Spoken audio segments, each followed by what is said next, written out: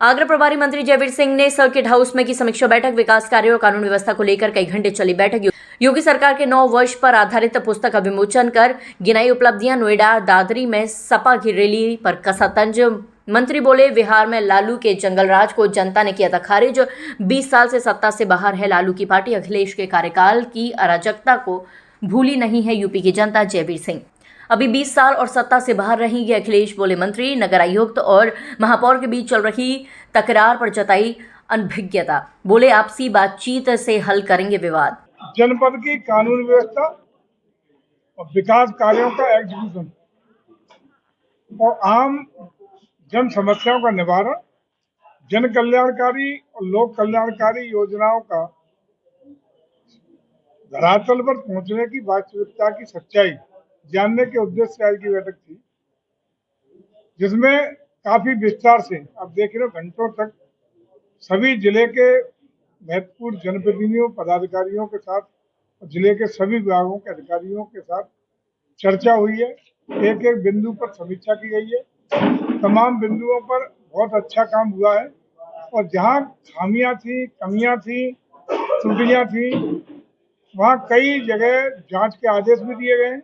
इसका विस्तृत रूप से आपको अभी जो कार्यवृत्त जारी होगा उसमें आपको सूचना मिल जाएगी। मैं समझता हूँ कई अधिकारियों के विषयक जो शिकायतें प्राप्त हुई थी उसमें भी कुछ कार्रवाई और जांच के लिए कहा गया है।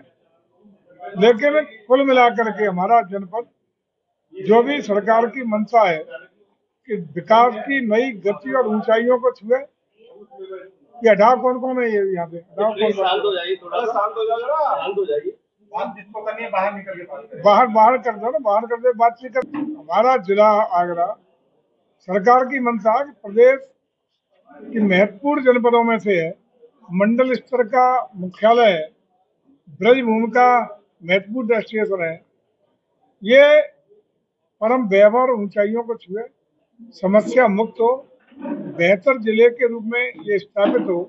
इसके लिए हम लोग रात दिन सरकार की योजना भी बना रहे हैं और उन योजनाओं का क्रियान्वयन धरातल पर पहुंच सके इसके लिए काम कर रहे हैं। तो इसी उद्देश्य से सारी कसरत करने का काम किया जा रहा है। मंत्री जी, लगातार विषय रखे जाते हैं, तमाम जनप्रतिनिधि जो अपनी बातें रखते हैं। पिछली बार भी जनप्रतिनिधियों द्वारा रोडवेज बसों को लेकर इशू बनाया गया था, आपके द्वारा आदेश भी दिया गया था कि चौराहों पर बसें खड़ी नहीं होंगी, लेकिन लगातार जो है उनकी मनमानी आज भी जाती है। ऐसा कोई विषय आया था पिछली बार, उसमें सुनिश्चित भी किया गया था, पुलिस कमिश्नर और कलेक्टर दोनों को जिम्मेदारी दी गई थी कि परिवहन विभाग हो या किसी की भी कोई बस हो, प्राइवेट हो या रोडवेज की हो, किसी भी दशा में वहाँ ट्रैफिक की ब्लॉकेज न हो, अव्यवस्था न हो, इसकी चाक चौबंद व्यवस्था करेंगे और अगर बार बार वो गलती करता है तो उसके खिलाफ कड़ी कार्रवाई भी सुनिश्चित की जाएगी। मंत्री जी, मैं समझता हूँ कि यदि उसका उल्लंघन होता हुआ कहीं नजर आ रहा है, प्रामाणिक तौर पर आपको अवगत करते हैं, हमें दे दीजिएगा उसका बना के, आज दिखा दो और उसी पे आज ही कार्रवाई के लिए उसकी जांच करें, कार्रवाई के लिए आदेश कर देंगे। नगर निगम में महापौर और नगर आयुक्त के बीच की तकरार शहर के विकास पर कहीं न कहीं असर पड़ रहा है, तो इसको लेकर क्या कहेंगे? मैं समझता हूँ दोनों महत्वपूर्ण दायित्व पे, एक प्रशासनिक अधिकारी है, दूसरी हमारी पार्टी के महत्वपूर्ण नेता और महापौर हैं।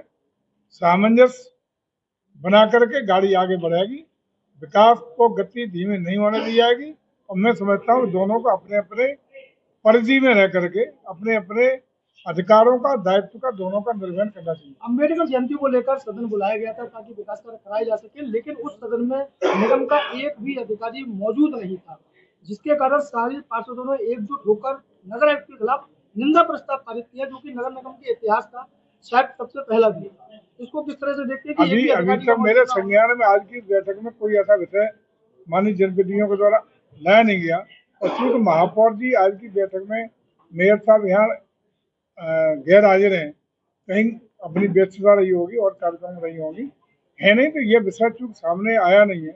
अगर ऐसा विषय कोई सामने आता या आएगा तो उस पर यथोचित कदम उठाने का, सक्षम स्तर पर अवगत कराने का काम किया जाएगा।